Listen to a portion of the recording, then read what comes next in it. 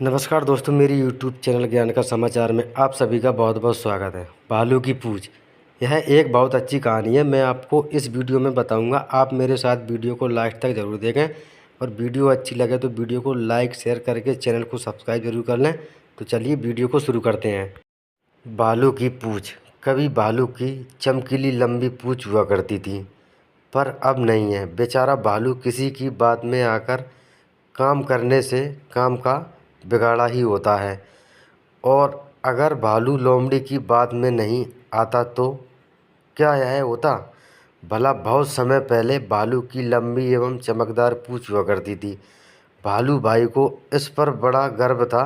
वह सभी से पूछता था कि आज मेरी पूंछ कैसी लग रही है। अब कोई भालू से पंगा लेता क्या भला उसकी बड़ी कद काठी और पंजे देखकर हर कोई कहता, बहुत सुंदर बहुत सुंदर।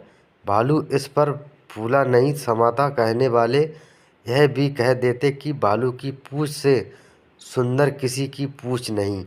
बस भालू दिन भर अपनी पूंछ के बारे में सुनाता रहता था।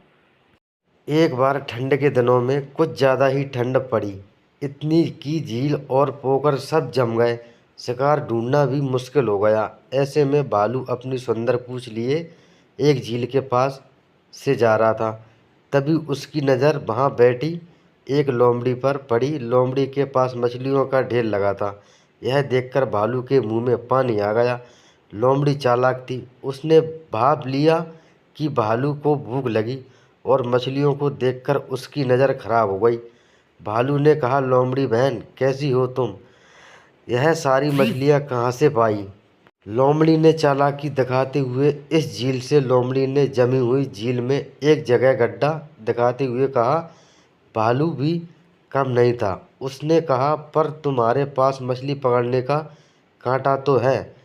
नहीं, लोमड़ी बोली, मैंने अपनी पूंछ की मदद से यह सारी मछलियाँ पकड़ी हैं। भालू ने आश्चर्य के साथ पूछा, क्या कहा तुमने? यहाँ मछलियाँ अपनी पूंछ से पकड़ी हैं?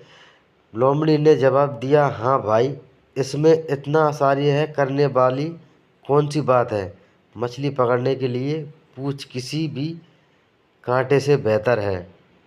भालू ने कहा, मुझे भी सिखाओ। लोमड़ी बोली, इस झील में जितनी मछलियाँ थीं वे मैंने सारी पकड़ ली हैं।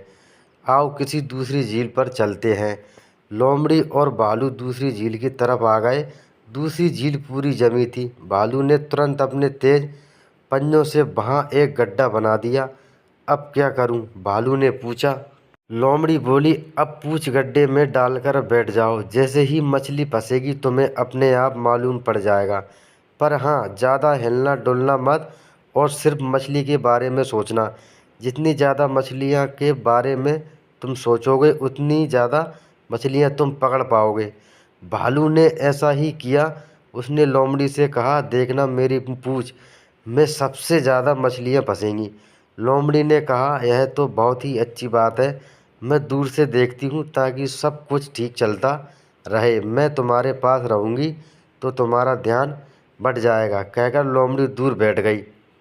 भालू अपने अभियान में जुट गया। थोड़ी ही देर में वह एक जैसे बैठे बैठे ऊब गया और उसे नींद लग गई। ठंड बहुत ज़्यादा थी और बर्फ़ भी गिरने लगी। लोमड़ी धीरे से अपने घर चली गई।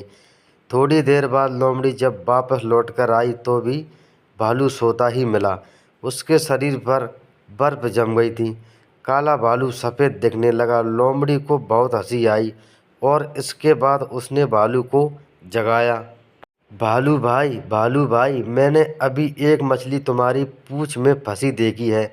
जल्दी उठो। भालू हड़बड़ाकर उठ बैठा।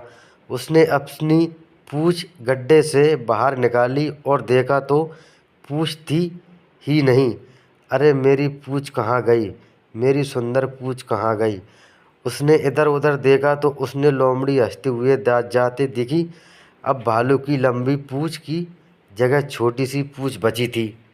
भालू ने लोमड़ी को बहुत बुरा भला कहा। तब से भालू की पूंछ छोटी है। तब से लेकर आज तक भालू अपनी पूंछ को याद करके गुर्रा रहा है। जब भी भालू गुर्राता है तो समझो कि वह अपनी पूंछ को याद कर रहा है।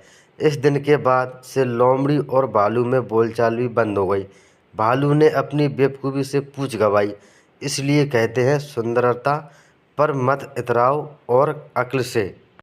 तो दोस्तों मेरी वीडियो अच्छी लगी हो तो नीचे कमेंट बॉक्स में ज़रूर बताएं। धन्यवाद।